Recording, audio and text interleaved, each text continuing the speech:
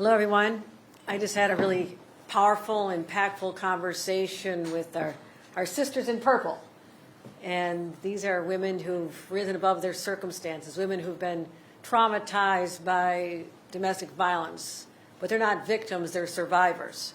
And because they're willing to come up here and tell their stories of how so many cases brought by women who have the courage to step out of their home and go to a police precinct or a DA's office and tell their stories and to bare their hearts and relive the trauma over and over. They're willing to do that to stop the abusers from hurting them or their children.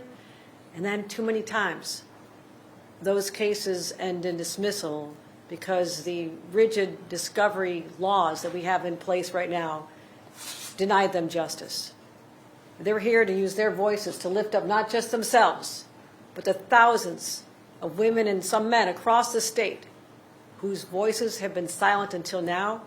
I told them I will be their voice, I'll be their champion, I'll be their advocate, but also their stories themselves are just extraordinary. And I want to ask Angelina just to share what you described to me as some of the barriers that you have when it comes to cases like the one you endured. So, Angelina. Yes, absolutely. Thank you, Governor. I think our message that we want to get across, right, is that we're not against the other side, right? It's the facts are we all on the same team.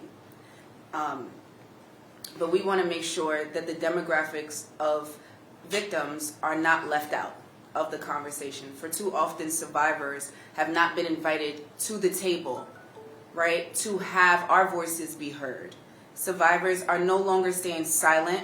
We will not cowardly walk away from this, and we appreciate the governor putting her foot down and saying we have to make a stance right now, because for too often survivors of domestic violence victims are now turning into homicide victims, and all because an order of protection may or may not get dropped due to the fact that a piece of evidence that may not even be relevant to what's happening wasn't present at the time.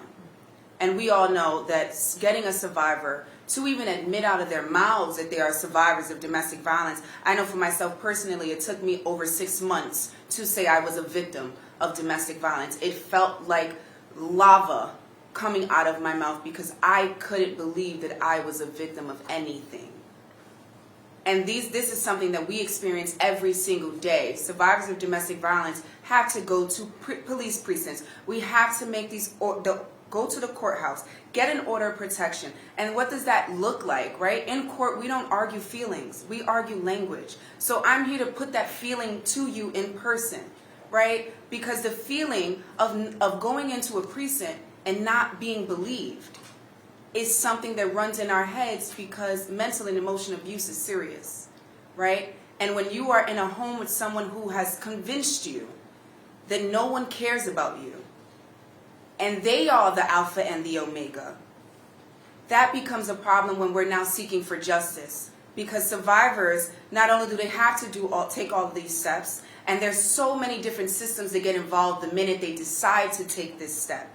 And then could you imagine being told, well, we didn't have your Uber receipt, so your case was dismissed, and now your order of protection is dropped. Could you imagine the feeling? We are here to show we are the faces of things and that nature that can happen to you, right? And we want the other side to understand we're all on the same team. We want to figure out, how do we balance this out? How do we make sure that while we are still protecting the people who are wrongfully convicted, we also protect the people who are trying to get protection from that same system? Thank you. Thank you. No, it's hard. Well, you heard from one individual, and she represents so many thousands. And listening to their stories a little while ago here in my office, I was also reminded of my mother's story. My mother became a champion for victims of domestic violence because of what she saw and endured in her own home as a child. And instead of living the life of a victim, she led it as a proud survivor, the survivor of what she saw happen to her own mother. And she channeled that into advocacy. And back in the 1970s, when no one talked about spousal abuse, the wife beaters, but people took their sides more often than not, my mother, inexperienced in the whole world of advocacy, just like these women were at one time, came to this Capitol and raised up her voice when I was just a college student, and she told what happened to her mother. And she became a voice for so many and helped open a transitional home for survivors of domestic violence. So their stories really touch a nerve with me. And I'm told I have the empathy of my mother, who said this. Yes. When you said that, you said, I see the empathy that you must have gotten from your mother, because I understand them.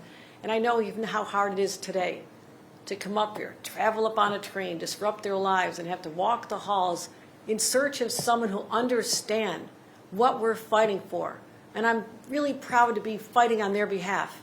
And people all over this state who are denied the justice because of some technicality in the discovery laws that are written now, and they put their heart and soul into trying to get justice, and it's thrown out because something minor, irrelevant is missing.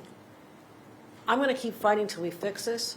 I'm going to keep fighting to put this in the budget. This is my path to getting this done, and I will always remember the faces and the voices of these brave women and thank them for what they've done. We are going to continue this fight. We're going to continue fighting not just for public safety, but also affordability, to make sure that we can put more money back in people's pockets at this time when people are just, their heads are spinning. They don't know if these tariffs are going to make, the next time they go to the store, the kids' sneakers made in China are going to be 10 times more than they expected. So families are struggling. And shame on us if we can't put this budget to bed and focus on the needs of the people of this state who put us in these jobs. So thank you so much. Thank you again for being here.